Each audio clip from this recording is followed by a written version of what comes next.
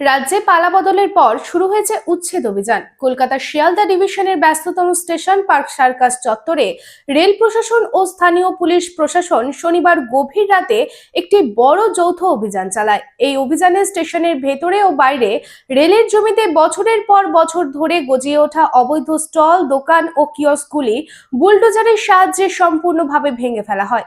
অভিযান চলাকালীন পরিস্থিতি মোকাবেলার জন্য বিপুল সংখ্যক আরপিএফ, কলকাতা পুলিশের আধিকারিকেরা পুরো স্টেশন চত্বর ঘিরে দেন। তবে এই স্টেশন চত্বর থেকে অবৈধ দোকান সরিয়ে দেওয়ায় যাত্রীদের একাংশ খুশি। তারা জানায়, স্টেশন চত্বরে চলাচল আরো সহজ ও নিরাপদ হবে।